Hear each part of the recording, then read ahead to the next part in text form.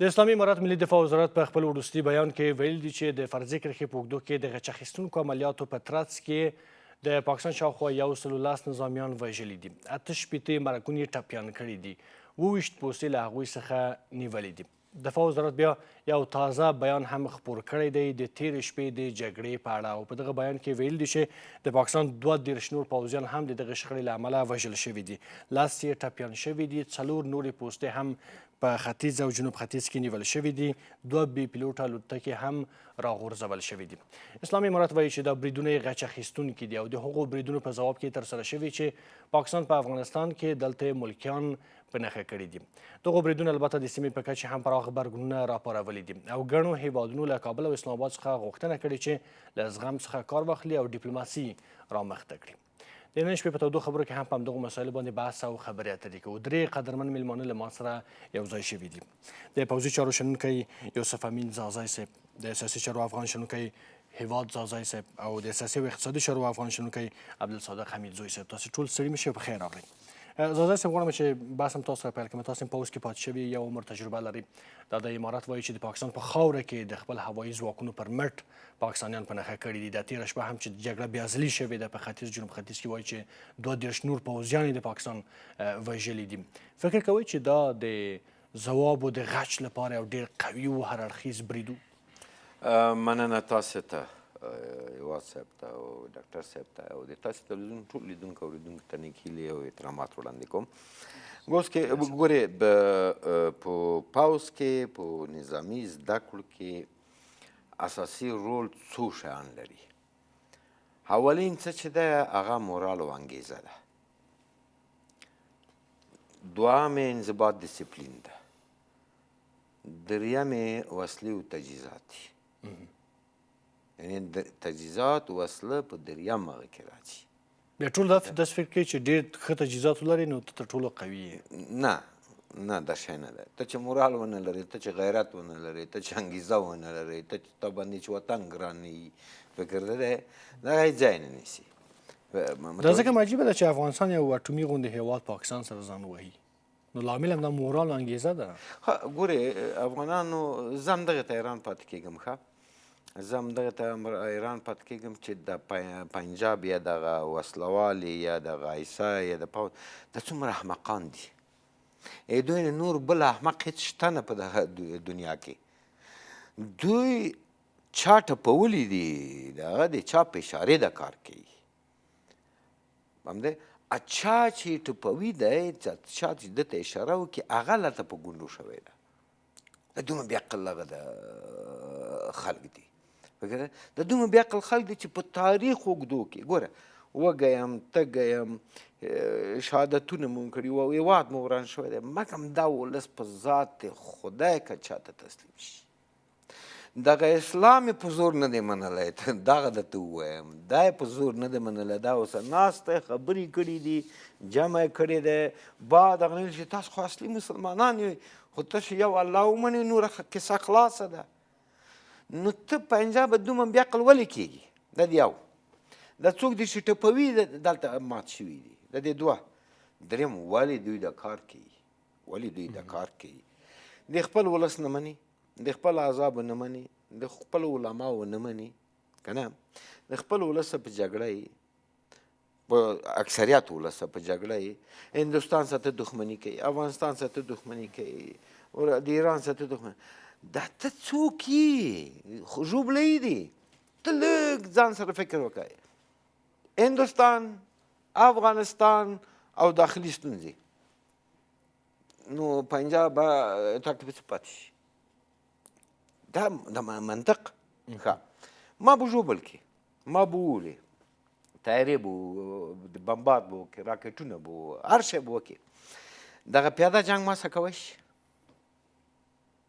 خو چې دې سده راغلم د رسېږم.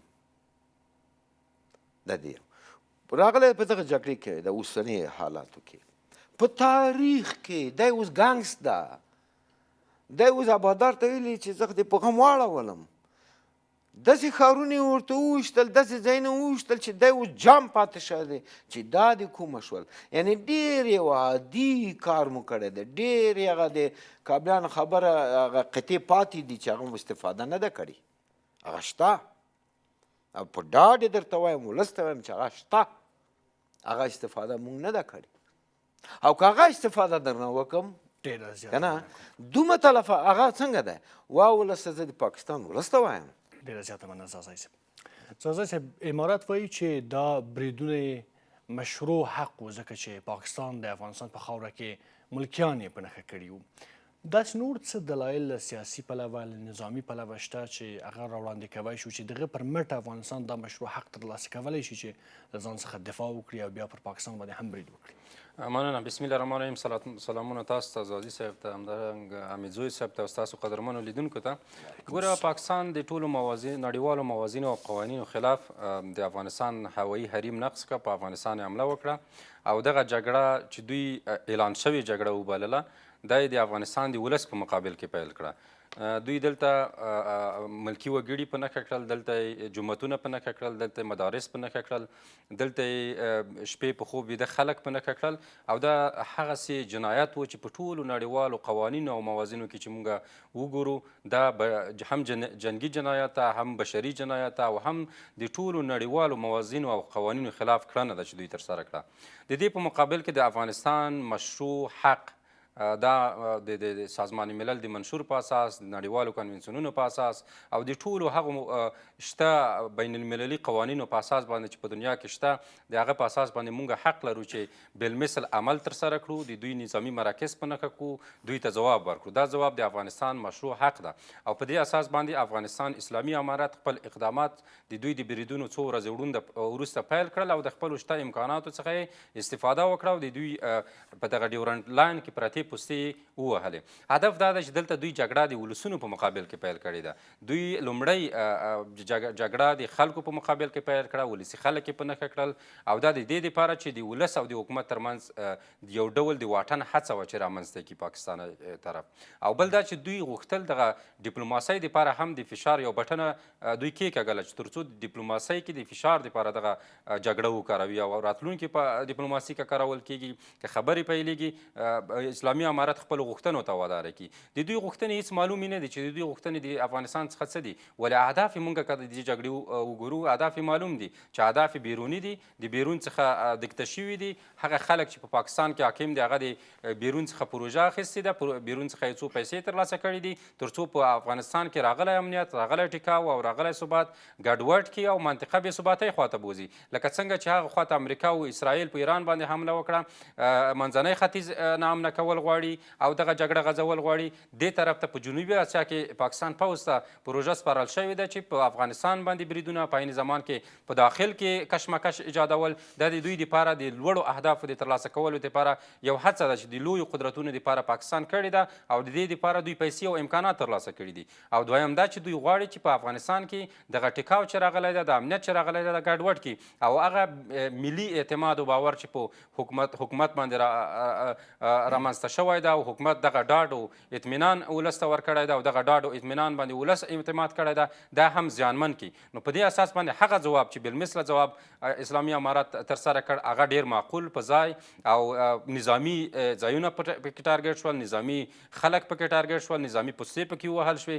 هیڅ نوع ملکي تلفات هغه خواته موږ نه لرو چې پاکستان ولس هغه د خواته پښتانه پکې متضرر شوي وي. او دریم هدف د پاکستان د حکومت دا هم ده چې څنګه هغه طرف ته پښتانه د اوسني افغانستان په مقابل کې وکاروي او د دې دپاره دوی همدغه سکړنې ترسره کوي چې د دې دپاره په عکس العمل کې هغه طرف ته پښتانه تاوان وکړي، زیان وګوري، هم په اقتصادي لحاظ چې دوی څو میاشتې کېږي لارې باندې کړي او هم په نظامي لحاظ چې اوسنۍ شرایط کې دغه کړنه د همدغه هدف دپاره ترسره کړې ده چې هغه طرف ته پښتانه په اوسني حکومت او افغانستان باندې په یو ډول باندې وپاروي، پارونکي عمل د دې دپاره دوی ترسره کوي. خیلی سلامت اوسئ زازی صاحب، بیا مې راکړه حمیدزوی صاحب.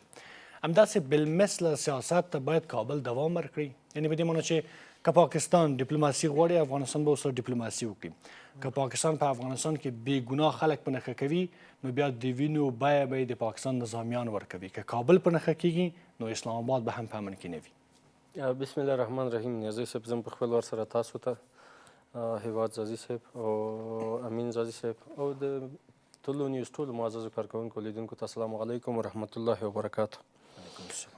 نیازی صاحب که څه هم یعنی جنگ د حل لاره نه ده، ډیپلوماسي او سیاست دا د دې لپاره را ایجاد شوي تر څو د جنگ مخه ونیول شي، تر څو ټول خلک هیوادونه په خپل منځ کې په ثبات سره ژوند وکړلی شي او ټولو مسایلو لپاره حل لارې شته هم او دوی باید وم لټوي هغه د ډیپلوماسۍ له لارې.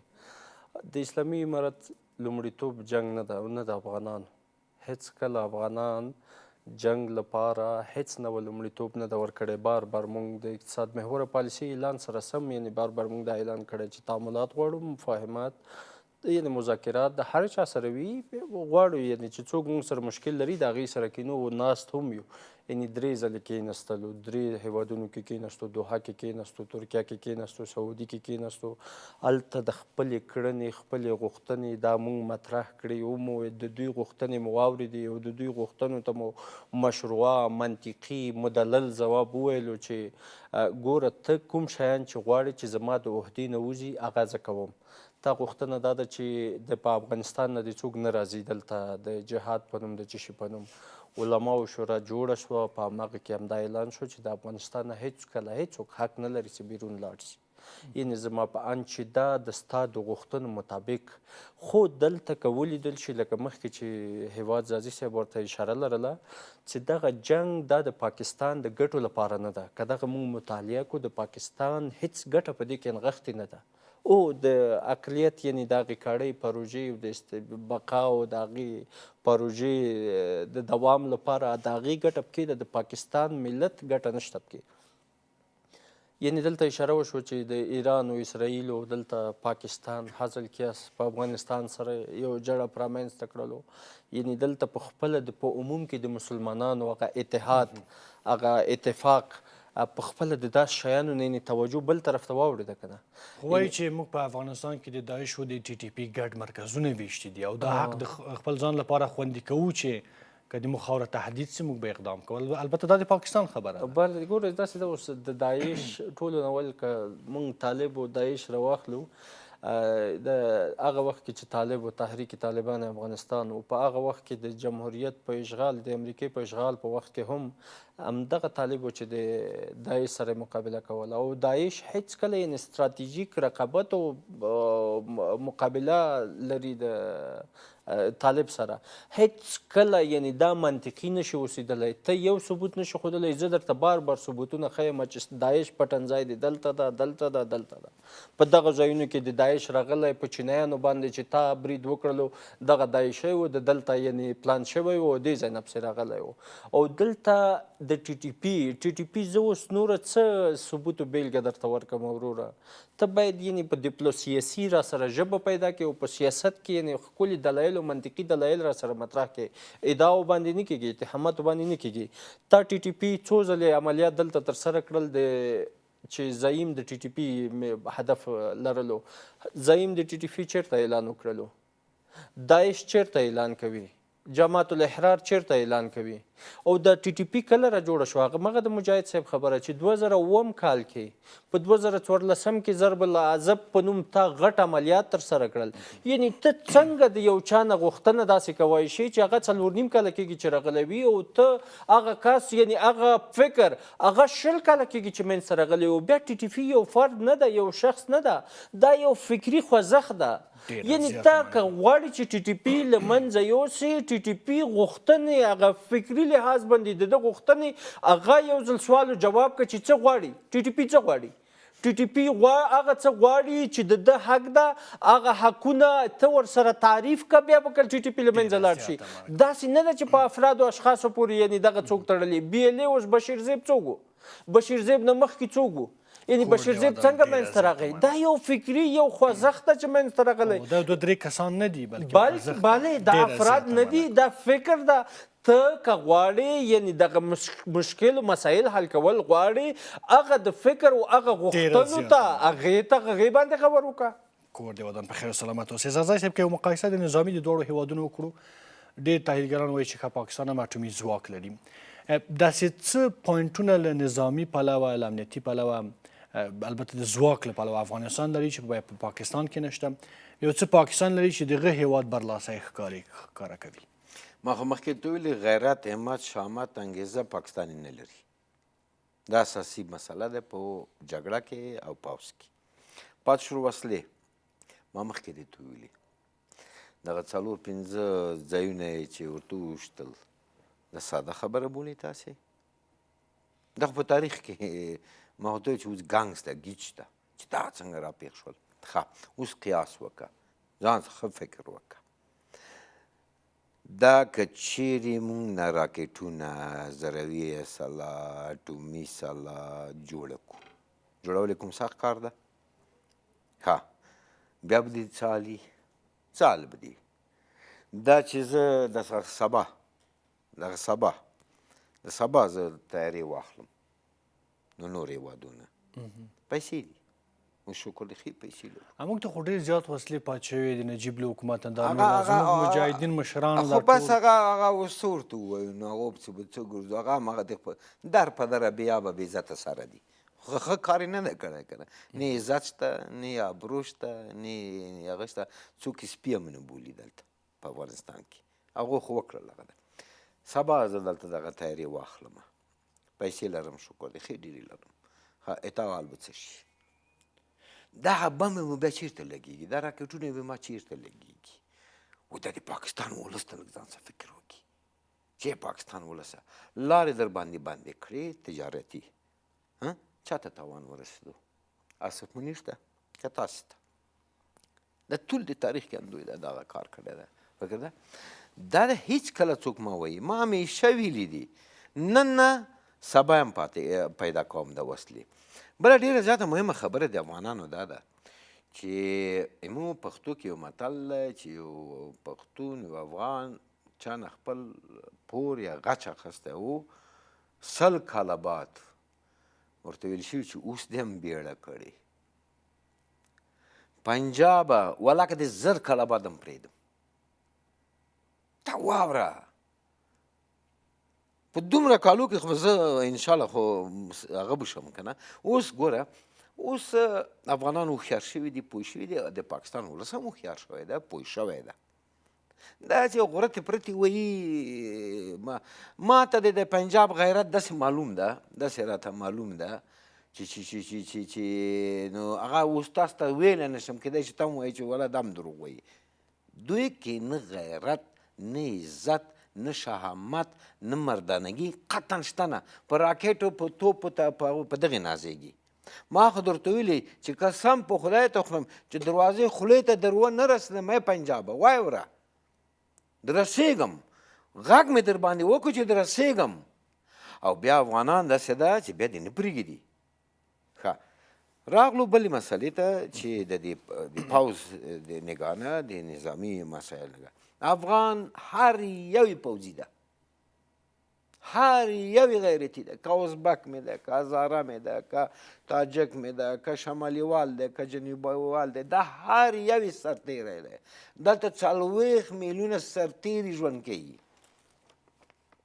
بله زه تاسو ته ادرس در کوم انګریز نه دا مخکې و چې دا چا چې ټپول یې هغه نه پوښتنه وکړه چې د افغانان څنګه خل دي ته په کوم عقل ته راځې افغان سره دښمني کوي ما د ولس سره خبره نشته او بیا که درېږي ودې درېږي دغه ولس یې که بیا چې ته ځان ته وایي چې زه پاکستان یم زه خو نه پېژنم زه یې تا پاکستان نه پېژنم زه خپل خاوره مې تر اټکه پورې ده زه یې تا پاکستان نه پېژنم زه یې تا نظام نه پېژنم زه یې تا د خلک بیا ته چې پېژنې تا مو څه ودرېږه کور د وطن ډېره زیاته مننه کوم اساسي صاحب فکر کوئ چې ډیپلوماسي په دې منځ کې ډېر زیات رنګ یې بایللی ده که نه دا د پاکستان انتخاب و چې باید جګړه وسي دا دویمه خبره ده چې وکړه واقعیت هم همدغسې ده ځکه چې موږ او تاسو وګورو 3 هغه هیوادونه چې د پاکستان سره هم ښه رابطه لري، د افغانستان د اسلامي امارت سره هم ښه رابطه لري.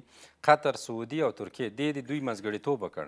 ولې موږ او تاسو ولیدل چې د پاکستاني طرف د نامعقولو غوښتنو په اساس باندې او هغسې غوښتنې چې په افغانستان پورې ربط نه لرلو، ترکیې او قطر او سعودي عربستان د دې څخه صرف نظر وکړي د خبرو څخه. دویمه، کله چې دغه بریدونه په تېره اونۍ کې کېدل په کابل کې، په ننګرهار کې، د دې نه 2 ورځې مخکې هغه 3 سرتېري چې په تېره جګړه کې نیول شوي وه، د حسن نیت په اساس باندې د سعودي عربستان په منځګړیتوب باندې خوشي شول. ولې هغه ډیپلوماسي څه ډول ډیپلوماسي شوه؟ هغسې شوه لکه اسحاق ډار چې تېر وخت دلته راغلو د میز څخه نه و پورته شوی، ولې بیا په افغانستان باندې حمله وشوه. دا ځله هم ورته کار وشو. نو دلته د سولې او ډیپلوماسۍ سبوتاژ روان ده. او په عین زمان کې ګوره دغه سوله او دغه خبرې اترې دا هم د پاکستان د ادرسه غولونکې خبرې اترې وي. موږ تاسو ولیدل دا 2 ځلې کومې جګړې چې پېښې شوي دي، د همدغو خبرو اترو د منځ نه یعنې دغه خبرې اترې خلاصې شوې نه وي چې دا واقعیت شوي دي او دوی برید کړی ده. یعنې دا داسې یو هدف ده چې دوی ته د جګړې پروژه ورکول شوې ده، د جګړې د دوام پروژه ورکول شوې ده. خو دوی د جګړې توانمندي نه لري چې متداومه جګړه وکړي، ځکه چې جګړه بیا زور غواړي، اقتصاد غواړي، ځواک غواړي، انګیزه غواړي، مورال غواړي، تر وسلو ورهاخوا ډېر شیان دي چې زازي صاحب په نظامي لحاظ باندې خبره وکړه. نو په دې اساس د پاکستان د ادرسه دغه پوځي خلک، پوځیانې، جنرالانې، استخباراتي خلک دي دا موظف شوي دي د جګړې دپاره. او بله اساسي مسله دا ده چې په دوی هر وخت حتی ټرمپ ته عاصم منیر په 2 ځلې تک کې شهباز شریف په ورتګ کې دا خبره یاده کړې ده چې په افغانستان کې شته وسلې د موږ دپاره تهدید دي. یعنې دوی دلته د ټرمپ ته ور یادوله چې دغه وسلې زموږ دپاره تهدید دي او دغه وسلې باید تاسو ترې واخلئ، د دې باوجود چې نورې خبرې هم دوی کولې. نو په دې اساس دوی د افغانستان څخه، د افغانستان د ثبات څخه، د افغانستان د امنیت څخه په ډار کې دي. او دغه افغانستان ثبات او امنیت د دوی دپاره هغه کاذبانه شعارونه چې دوی ورکول چې په افغانستان کې سوله زموږ د سولې په معنا ده، دروغ یې ویل. اوس اساسي مسله دا ده چې دوی ولې دغه جګړه اعلان کړه، ولې مخکې دغه دښمني نه اعلانوله. مخکې د افغانستان په 45 کلنه تراژیدۍ کې دوی خپل اهداف ترلاسه کوی شوی. دوی د افغانستان په جګړه کې بوخت ساتلی و، دوی افغانستان په داخلي مسایلو کې بوخت ساتلی و. ولې په اوسني وخت کې چې داخلي مسایل نشته، جګړه نشته، امنیت ته ټیکاو ده، د دوی دپاره نیابتي خلک نشته، نیابتي ګروپونه نشته، نیابتي احزاب نشته، نو په دې اساس دوی هغه اخري آپشن ته لاس واچولو چې هغه مستقیمه دښمني، مستقیمه جګړه او مستقیم راتګ د افغانستان د ولس سره په جګړه کې ښکیلتیا وه. چې په اوسني وخت کې افغانستان دې باندې باید زموږ سر خلاص شي چې افغانستان د حکومت سره په جګړه کې نه ده پاکستاني طرف، بلکې د افغانستان د ولس سره په جګړه کې ده. هغه ځایونه ټارګېټوي چې هغه عامل منفعه ځایونه دي، ولسي ځایونه دي، کورونه دي. غني خیلو کې پرون هم 2 کورونه بمبار کړي دي. او ور دي چې نړیوالې رسنۍ دغه وګوري چې دا ټي ټي پي دي، دې کې کوم وسلوال کس شته، بهرنی کس شته، هیڅوک نشته دلته. په خیر و سلامت اوسې. امیرزوی صاحب کابل وایي چې زموږ د صبر کاسه له بریزه شوله، ځکه مو د پاکستان د ټوپک ځواب په ټوپک ورکړ. څه اقدامات پاکستان وکړل چې واقعا کابل دا حق ځان ته خوندي ساتي چې مجبور سو چې اقدام وکړي؟ پاکستان په 24-25 یعنې په یو کال منځ کې 593 ملکي وګړي شهیدان او زخمیان کړل. پاکستان بار په افغانستان تمامیت ارضي باندې تعرض وکړل، بمبار کړو. پاکستان د میز مذاکراتو نه یعنې بې ځوابه، بې دلایله لاړو. پاکستان د ډیپلوماسۍ اعتبار په مکمله معنا له لاسه ورکړو. پاکستان سیاسي ژبه په مکمله معنا بې اعتماده، بې اعتنا کړې وه. نو بالاخره اسلامي امارت مجبور ده د خپل ملت پر مورد په قبال کې د نړیوالو اصولو، د خپل هیواد تمامیت ارضي، حاکمیت ملي او استقلالیت په قبال کې مسؤول ده چې هغې د خپل ځان نه دفاع وکړي او پاکستان ته خپل ځواب ووایي. یعنې بله لاره، بله حل لاره څه ده چې زه تا سره ډیپلوماسۍ ته تیار یم، ته بیا هم تیاره رالیږي، زه چې وکړم؟ بیا ډیپلوماسي آیا غوښتنه به دغه ځای ونیسي چې زه بیا هم تا ته ووایم چې راځه خبرې سره کوو؟ څنګه خبرې وکړم؟ خبرو لپاره خو ما 3 کسان هغه دی خوشې مې کړل د دې حسن نیت لپاره چې مسایل سره حل کړو. او بل په پاکستان کې هلته یعنې یو سوچ داسې هغه ده چې دا د مفتي نورولي مسید لپاره یعنې د ټي ټي پي لپاره دغه جنګ شروع ده او جنګ کوي. نه وروره، بلکل غلط تبلیغات ته ورکوي. زه هیڅکله داسې نه کوم. مفتي نورولي مسعود پوهیږي چې هلته 80 میلیونه پښتانه دي، دلته خالي افغانستان 40 میلیونه نفوس لري. هیڅ نوع ضرورت دې ځای ته نه لري. هلته ښه پریمانه خاوره جغرافیه هم په لاس کې ده، خلک هم په لاس کې دي، پښتانه هم دي، افغانان هم دي. یعنې چې څه کومه دعوا چې زه لرم همغه دعوا همغه خلک هم لري. کوم عزت و وقار چې زه لرم همغه خلک هم همغه عزت و وقار لري. هیڅ کله دلته دا سوال نه پیدا کېږي چې زه د دې ځای نه دلته ورشم، بلکې که زما ته ضرورت وي باید یعنې عقلي و عنعنوي له لحاظ نه اړینه داسې ده چې دی به ماته مالتیې ته راځي. نو خبره دا ده چې پاکستان جنګ غواړي چې هر څومره ته ورسره هر څومره وکړي تر هغې پورې چې دغه کږه خوله په سوک باندې سمه نه کړي او ده ته په نظامي لحاظ باندې زور ور ونه ښیي او د زور نه زړه تور نه کړي، تر هغې پورې پاکستان به زه فکر کوم چې د جنګ لپاره به لبي وکړي. په خیر او سلامت اوسئ. درنو لیدونکو ورځو لاندې دمې ته له دمې وروسته تودې خبرې دوام لري.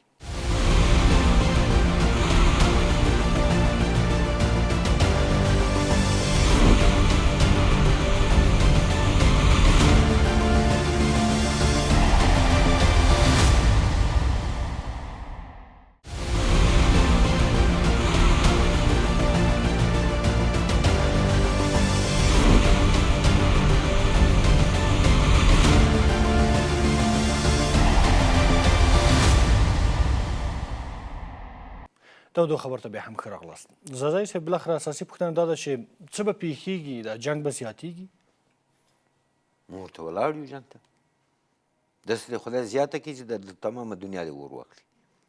وره وخت چې یو جانب نه خدای پیژني، نه قرآن پیژني، نه انسانیت پیژني، نه بشریت پیژني، نه جرګې مني، نه د خپل ولس جلا مني، نه د خپل ولس سره کیني، وګوره او اخته دی د یو بادار د خپل د مور میړه خبرې مني. صحیح ده چې هغه امریکا او انګلیس ته. د ټرمپ څو ورې وویلې چې وسلې پاتې دي، وسلې پاتې دي، وسلې پاتې دي. د ټرمپ څو ورې د هغه خبره د بګرام خبره یاده کړه. همدا نن بګرام ورکه پنجابی سپی ده. امریکا ته بګرام ورکه پنجابی سپی شو، قرار کېناستو. داسې نه ده. نو د دغه رقم دښمن پر وړاندې جګړه تر آخر هومره پرې ورته حاضر یو، تر څو چې جنګېدی شي وجنګېږه.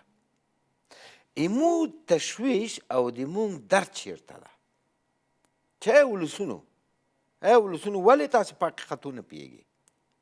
اوس 19 نفر په ننګرهار کې د ټي ټي پي وو، کفایت کوي که نه د پنجاب ولسه یا د پاکستان ولسه؟ کوم یو ټي ټي پي وو؟ ته راغلی کابل د بمبارد که وویلې چې د ټي ټي پي مشر مې دلته ووښتو، آیا رښتا لګېدلی وو که دروغ دي؟ ده مدرسه دې راته بمبارد کړه، ولس دې راته شهید کړو، ښځې ماشومان. والله که تا پلار هم پرېږدم، والله چې ولس د پاکستان نه ته اوس ودرېږم که پرېږدم. ته ما تاریخ نه پېژنې؟ بیا ګورې دا خو دا هېڅ امکان نه لري. ته د جګړې خبرې کوې. افغانان تر تاخر عمره تاسو په جګړې کې هغه دي درته تیار دي. لاس د تام خلاص، د امریکا دام خلاص، د ټولو د خلاص. او دام درته وایم چې په خدای که دې د افغانان تا پرېږدي. د امریکا نه د سپی جوړ نه شو، دلته خر ته نه جوړ نه شو، د انګریز نه دې جوړ نه شو، د مغول نه دې جوړ نه شو. پنجابه ته خو د خدای دپاره ولا که د ما اوس پړي زور ولرې، دغه هغې د منیر دی که څه، که دی ما اوس څوک زور یې لرلو زه دی نه روبولم.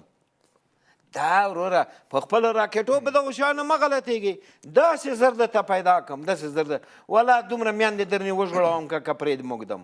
والله که د یوه شهید، د یوه ماشوم، د یوه ښځې، د یوه سپین ږیرې که ما تا نه بدل وانخستو پنجابه او ښه امام ده، په خدا کې دې پرېږدم. والله چې وزر وکړي هم که پرېږدم. نور ته څه وایې ته؟ دا داسې مفتي خبرې نه دي چې تباه شم هم نه دې پرېږدم. او پاتې شوه دا ته د تا پلار هم دغه کرښې نه پښه داسې نشي راتېرولی. پلار دی راکټ دی وله بم دی وله هغه بم انشاءالله ته به دا ځای بمونه ولې او مونږ به خیر هسه تا په کورو شا دروازې ته به در ورسېږو خیر هسه ډېره زیاته مننه کوم بخیر و سلامت اوسئ. یوه جالب مسله دا ده زادی صاحب چې په دې منځ کې دفاع وزارت وایي چې د خپل هوایي ځواکونو پر مټ یې په میرامشاه کې همدارقم په سپین وام کې هم ځینې هدفونه وشتي دي. دا هم یو څه بدلون ښیي د جګړې په ډګر کې، یو څه پیغامونه هم انتقالي چې کابل هم کولی شي ځینې مانورونه ترسره کړي، عملا په میدان کې هم وښیي. د پوځي جنرالانو دپاره د پاکستان د جګړې محاسبه غلطه ثابته شوه. دوی داسې فکر نه کولو چې دوی به حتی پېښور هم په ډرونو وولي، دا خو لا اسلام آباد ده، ابټاباد ده، حیات آباد ده، فیض آباد ده او نور هغه ځایونه پنډۍ ده چې د افغانستان د ډرونو ښکار شوه او په پنجاب کې اضطراري حالات اعلان شو، په پېښور کې اضطراري حالات اعلان شو، د هلته پروازونه حتی وځنډېدل په اسلام آباد کې. دا هغه څه وه چې د جنګ معادله یې بدله کړه او دلته د هغه محاسبې دوی د جنګ دپاره کړې وې د افغانستان سره، هغه برعکس معکوسې ثابتې شوې د دوی دپاره. مونږ اوس دا توانایي لرو چې د دوی تر ستوني پورې ورسېږو، د دوی تر زنې پورې ورسېږو، د دوی تر ګریوانه پورې ورسېږو او د خپلو اعمالو محاسبه ورسره وکړو او په دې توانمندۍ کې مونږ دا ثابته هم کړه. په عین زمان کې دوی د ډیورنډ لاین په فرضي کرښه کې کومې پوستې چې وي دوی دلته هم شکست وخوړلو. دوی د تیر ځل په شکل باندې بیا هم دلته پوستې له لاسه ورکړې، اسیران یې موږ سره پاتې شول، ځواکونه یې له لاسه ورکړل، ټپیان یې ورکړل، د دوی وسلې زموږ لاس ته وغورځېدې، د دوی پوستې زموږ لاس ته وغورځېدې. دوی باندې ډېر اغېزمن او مؤثر عملیات ترسره شول، هم د ډرونونو، هم د توپچي او هم د پیاده.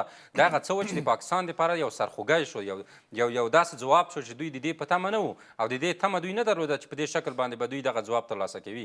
دا د مونږ دپاره هغه څه ثابتوي چې مونږ نور ورو هغه حالت ته رسیږو چې خپل ځواب ورکولی شو، د خپلې خاورې لویشت ویشت خاورې دفاع کولی شو او همدغه اندېښنه ده د پاکستان په ستراتیژیکه معنا باندې چې افغانستان باید خودکفا نه شي. افغانستان په نظامي او سیاسي او اقتصادي لحاظ باندې باید دې حالت ته ونه رسېږي چې زه خپله خاوره ترلاسه کړم. دې وضعیت ته باید ونه رسېږي چې دلته بیا زه د خپلې خاورې څخه دفاع وکړم. دې وضعیت ته ونه رسېږي چې زه خپلې اوبه مهار کړم، خپله جغرافیه د دوی په وړاندې داسې وتړم لکه څنګه چې د څو میاشتې تړلې ده او دوی نشي کولی منځنی اسیا ته تګ وکړي. یو پوښتنه چې زما په ذهن کې راپورته کېږي هغه دا ده چې اوس دوی موږ خپل سیال نه بولي، له موږ تاریخ زیات ده له افغانستان نه. اوس دا څه رقم مسله ده چې افغانستان نه باید سیاست ولري، نه باید اقتصاد ولري، باید یو بیچاره ملک اوسي. دا څه ډول یو محاسبه دوی په تیر کې په همدې سیاست باندې اموخته شوي دي ځکه چې د لویو قدرتونو لوبې چې راتلې افغانستان یې ښکار کېدو او د اسلام آباد د عینکو کابل ته کتل کېدل. هر هغه پالیسي چې د افغانستان دپاره جوړېدله د اسلام آباد در نظر تېرېده. لویو قدرتونو اړتیا لرله چې اسلام آباد باید په دې کې ګډون ولري، په دې کې ګډ کړي او تر څو په افغانستان کې پروژې تطبیق کړي. ځکه امریکا نشو کولی مستقیم راشي دلته هغه وکړي، د دوی د کومک او مرستې نه بغیر هغه ضد کمونیستي جګړه چې وه په هغې کې دوی ځانونه ښکېل کړي، یا راشي په 100 کلنه جګړه کې دوی د بدون د پاکستان د کومک څخه ونډه واخلي. د دې څخه په استفادې سره دوی د افغانستان په کورنیو چارو کې په لاس وهنه، د افغانستان په بهرني سیاست کې په لاس وهنه، د افغانستان د ملي اقتدار په زیانمنولو کې، په عین زمان کې دلته د نیابتي ګروپونو احزابو او ډلو په روزلو کې دوی اموخته شوي وه. اوس چې دغه شی نشته، لکه څنګه چې مخکې ما ورته اشاره وکړه، اوس نو آخري بټنه د آپشن چې دوی سره پاتې وه هغه نظامي ځواک و او د دې دپاره دوی ډېره لابهګاري وکړه. په تېرو 4 نیمو کالو کې دوی ډېره پروپاګانډا وچلوه په نړیوالو سټیجونو کې، په نړیوالو ناستو کې، حتی په امنیت شورا کې دغه بدون د شواهدو دغه ادعا دوی وړاندې کړه چې دلته ټي ټي پي ده او دلته زموږ په وړاندې کارېږي. او بله معنا دا چې دوی عاصم منیر او شهباز شریف واشنګټن ته هسې سفرونه نه کول، دوی یو څه ترلاسه کول. ولې دا څه هم دا په دې معنا نه ده چې پاکستان په لومړۍ درجه کې د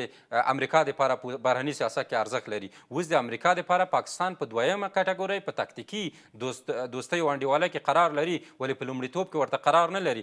دا وضعیت د 2015-4 کال را په دې خوا شروع ده چې دوی هغه دوه ګونې لوبه د دوی سره کوله. نو په دې اساس باندې مونږ ویلی شو چې په هغه وخت کې دوی سیال نه ګڼلو. اوس هم ورته حالت دوی غوښتلو چې د دې توقع دوی درلودله، ولې ونه شول. دا چې ونه شول اوس بیا راځي په افغانستان باندې بریدونه کوي. هغه اخري حد د فشار او اخري مکزیمم فشارونه چې دوی غواړي وارد کړي، په دې اساس باندې دوی اقدامات وکړل. ولې هغه غبرګون چې د افغانستان د اسلامي امارت یا د افغانانو د ادرسه دوی ته ورکړل شو، دا به یو داسې سبق وي چې دوی ته په لسیزې باندې پاتې وي، داسې سبق چې نه هند ورکړی و، داسې سبق چې نه بنګال کې دوی ترلاسه کړی و، ولې داسې سبق اوس د افغانستان د هغه غیورو ولس او د با اقتدار او ملت له ادرسه ترلاسه کړ چې بیا به دوی دا سبق په ذهن کې ولري او راتلونکو نسلونو ته به تاریخ په شکل باندې دوی په نصاب کې درج کړي. ډېره زیاته مننه کوم. امیرزوی صاحب یو جالب معادله دا ده چې که یو کس یو لوری ډېر زیات د پاکستان په طرف کې هم له افغانستان سره یعنې پاکستان سره ښې اړیکې هم هر څه وغواړي جوړې کړي رامنځته کړي، خو همدا چې ارګ ته قدرت په افغانستان کې ورسېږي پاکستان سره چپ کېږي او دی هم ورسره چپ کېږي. ولې داسې یو فضا ده چې له هېڅ حالت سره پاکستان له افغانستان سره لاره نه وړي؟ هر هغه کس چې ارګ ته قدرت ته په افغانستان کې رسېدلی پاکستان د هغه پښې وهلي دي. البته شواهد و اسناد دا مسله مطرح کوي، دا خبره کوي. سبا ته پاکستان ته دغه قناعت او تضمین ورکړه چې زما اردو به د 50,000 نه زیاتېږي، زه به په افغانستان کې هیڅ نوی ډیم نه جوړوم، زه به په افغانستان کې هغه د ملا تیر حیثیت لرونکي صنعت نه رامنځته کوم، بس هیڅ مشکل نشته، تا سره هیڅ مشکل نشته. که دغه شیان کوي بیا به در سره مشکل ولري. ورغله د اسلامي امارت په مورد به زه درته ووایم، اسلامي امارت یعنی هغه وخت کې چې طالبان هم د اسلامي امارت یو جز ده، نو هغه وخت کې طالبانو سره دوی داسې نه ده چې کوم مادي ملتیاوې کړي وي، ملاتړ یې ترې کړی وي، دا د اخر وخت خبره وه. د اخر وخت کې چې کله هغې ځای ته کیسه راورسېده، نوره په اول کې زه به درته ووایم چې ډېری مشران زه پېژنم هغه د امریکې یعنې د سره کافر نه دومره زیات خارې نه خوړلو چې ایمنخوري به راسره وکړي لکه څومره چې د پنجابي نه خوړلو.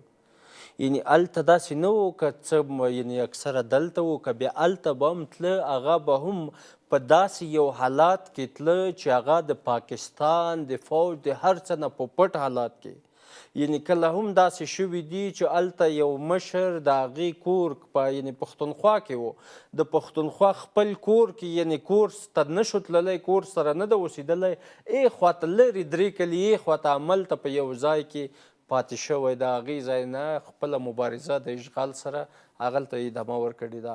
هلته هم داسې نه و چې کوم هغه ده یې کړي وو، یعنې ده په سوچ کې هم نه راتلو چې اسلامي امارت به یو رامنځته کېږي، دوهم ځلې به هغه واک ته رسېږي.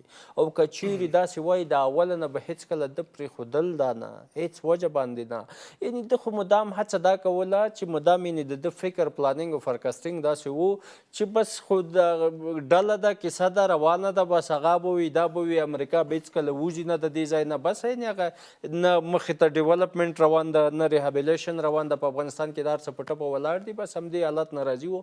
همداسې د دې هغې فرکسټینګ هېڅ کړی نه و. بیا ملي و چې که امریکا ځي خو دلته د جمهوریت اداره به هم وي، بس هغې دا جنګ که نه کله هغه کله دغه کله هغه کله دغه. نو ما درته ویلي چې هېڅ کله هېڅ نوی نظام چې هغه د افغانستان اقتصادي امنیتي او سیاسي ثبات منځته راوړي، هغه غښتلی کوي، پیاوړی کوي، پاکستان به د هغې سره مخالف وي، د پاکستان فوج به د هغې سره مخالف وي. نو اوس هم یعنې بیا هم اوس هم ناوخت نه ده، د پاکستان فوج ته موږ بیا هم وایو چې اوس هم ناوخت نه ده، د افغانانو سره په متقابل احترام باندې ولاړه اړیکه جوړه کړه. منځنۍ اسیا ته تګ غواړې، کوزي اسیا ته یعنې جنوبي اسیا ته زما تګ ضرورت ده، یعنې ته که هر څه یعنې مقابل احترام که نه لرې، هېڅکله تا سره هېڅ نوع اړیکې جوړښت او سمون او خوځښت امکان نه لري، شونې نه ده. نو ته که غواړې چې د افغانستان سره ښه اړیکه وپالې او جوړه کړې او افغانان تا لپاره د جنګ اراده نه لري، نه غواړو چې جنګ در سره وکړو، ځکه چې هلته زه پوهېږم کاش قاسم منیر دلته ما ته اول خط ته راتللی، دلته هم یعنې ما ته هغه که عام ملت پنجابی د هغه هم د افغانستان سره په جنګ باندې راضي نه ده. ګورې تاسې ګورئ هغې ځای نه علما هغوی که څومره سپکې سپوري چې اوس قاسم منیر ته وایي چې تا د افغانستان سره یعنې جنګ دې څنګه شروع کړی ده، یعنې حتی هلته دغسې یو فکر و چې وایي چې که افغانستان باندې جنګ شي باید پاکستان فوج د هغې ملاتړ وکړي، ته په خپله ورځې هغې سره جنګ کوي، یعنې دومره حد کې ورته هغه یعنې بد و رد وایي، دومره حد کې ورسره مخالف دي. خو دا لکه څنګه چې نیازی صاحب معلومه شو چې د پاکستان فوج د پاکستان ګټو لپاره نه جنګېږي، هغه د بل چا ډېره زیاته مننه کوم. په جرمني کې هم درته راګرځم، اساسي صاحب دا بحث به هم راټول کوم. افغانان په داسې یو اساس تاریخي مقطع کې څه کولی شي په ځانګړې توګه د خپل د اتحاد او اتفاق د ساتلو لپاره بیا په ځانګړې توګه چې افغانان هېڅکله جنګ خپله نه انتخابوي ډېری جګړې تپل سوي کاملا امیزو صاحب یوه خبره وکړله بیا هغه ورته ووایي چې موږ نه غواړو موږ یې نور نه پرېږدو وایي ورسره نه به دلته راشي دی پام دی او دا خاوره به ترنه نسو خیره سه پرېږدو یې نه میاندې په ژړوو پنجاب سه کیسه ختمه ده پاتې شوه په ډاډ سره تاسو ته وایم زه ځاځه یم توره منګل موږ تو خو د پکتیا خلک یو ته درې سوه پکتیا خلک یو هېڅ کله اپرېدی شینواری مومند مقبل یخپل ته منګل توري دی تا بدي نه غواړي دا تا ته سرخوږی نه جوړوي خفګان ارڅي مشکلات ارڅي حساب کتاب ارڅي خو دښمن دی نه دی دا ما تا ولس دی قطعا ما دښمن نشي کېدی ساوی به وي خطاوی به وي حساب کتاب به وي دا بېله کیسه ده پنجاب نه پرېږدو وروره آصف منیر سره د شهباز شریف د لنډکۍ په همدې ده اول هغه ته ویل کې دا نه پرېږدو دا نه به دا ترتلی شي نه ولا کاسیا میانته نه لاړ شي همغلته هند ته بند شي ته خو هندوانه لږ هغه دي روغ خلک نه دي خو بنده دي که که نه هغه دې هم بند کړي چېرته چې د پنجاب کومې ته ځي که نه او انشاءالله ورسېږو وسلې پیدا کوو ټنګونه پیدا کوو وځوانه تا ته ډاډ در کوم داسې تیارې درته پیدا کړو داسې اتومونه درته جوړ کړو داسې ضروي سلاوې ته جوړ کړو چې دا مو درته جوړ کړل چې دا 4-5 ښار یې ته وویشتل دا نشو جوړولی ډاډه اوسئ د افغان ولسه ډاډه اوسئ څه چې دوی نه لري عزت او غیرت او همت نه لري تاسو شکر دی الحمدلله د ازبک نه مو نیولی تر هزاره او غیرتي قام یې پاتې شوه څه وکړو زه د امارت اسلامي مشرتابه ته ټولو ته یو عذر ورته کوم عمل میاشت رانږدې ده د نجونو مکتب خوشي کوي ما خویندې ما بچیانې خوشحالې کوي عذر یې غواړئ هر څه چې غواړئ ما تا ته دغه امارت اسلامي دې ته وایم خلق خوشحاله وساتئ دا ټول تا بچیان دي ورونه عزیزان دي لاس په کش کې نور ټولو لاس داسې هم خلاص هسې هم خلاص بل طرف هم خلاص دا زه تاسو ته خپل حکومت ته هم ډاډ ورکوم ولس ته هم ډاډ ورکوم تنګسي راځي ډېر مو ګللي دي نور به مو ګالو انشاءالله هېڅ هغه نشته او دوی باندې همدا اوس پاکستان پښتانه وکړي په ذات خدای د سپي ژوند دی دلته د پنجاب بخیر و سلامت اوسئ سعادت صاحب تاسو ته هم وخت درکوم افغانان څه کولی شي په دې مسلې افغانان د خپل ملي یووالي په تحکیمېدو د خپل ملي حاکمیت په دفاع او همدارنګه د خپل ځمکنۍ بشپړتیا په دفاع کې د خپل انسجام ساتل او د ټولو هغو مواردو داخلي ستونزو کشالو یو خواته پرېښودل په حساسو مسایلو کې چې ملي مسایل وي او بیا بیروني دښمن سره موږ مخامخ یو دا هغه څه دي چې موږ بریا ته رسولی شي موږ د ستونزو څخه خلاصولی شي هر هغه توپیر چې په داخل کې موږ لرو هغې ته درناوی هر هغه ستونزه چې په داخل کې موږ لرو د حکومت مسؤلیت او مکلفیت ده چې حل کړي او دا د حکومت لومړیتوب ده چې باید په داخل کې هر مشکل چې وي هره غوښتنه د ولس چې وي هغه باید برآورده شي هغې ته باید رسیدګي وشي دویم قدم کې پاکستانی ولس پاکستانی خلکو پاکستانی علماو ته وایو چې پاکستانی پاوز پاکستانی اسټبلشمنټ پاکستانی استخبارات پاکستان کاندې ته روان کړی پاکستان یې کډنګ پر غاړه درولی ده که پاکستان نور منځوي ده پاکستان په نړیواله سطح باندې د ترهګرو ځاله ده پاکستان په نړیواله او سیمه ییزه سطح باندې منځوي ده په داخلي سطح باندې نور کشالو سره مخ ده اقتصاد خو تاسو خپله ګورئ چې ستاسو ژوند په کومه سطح کې ده نو د پاکستان علما باید خپل ملي او اسلامي رسالت په ځای کې او هغه څه چې دوی ادا کوله چې موږ د اسلام د مدافع دپاره هر دنیا هرې نقطې ته ځو او هغه عذاب چې د اسلامي عذاب د همدې دپاره رامنځته شوي دي باید نن غږ پورته کړي نن ولې دلته مظلوم افغانان په شهادت رسیږي خلک وژل په شهادت رسیږي میرمنې په شهادت رسیږي روژهدار خلک په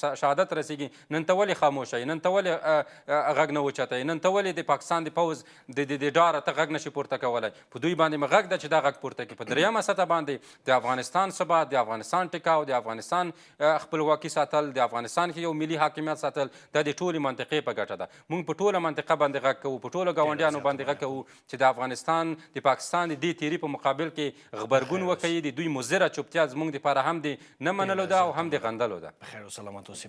امیرزوی صاحب، خپل ولس ته باید څه وکړو؟ دغه په دې جګړې کې ډېر زیات کلک ودرېدل د افغانانو د امارات تر څنګ.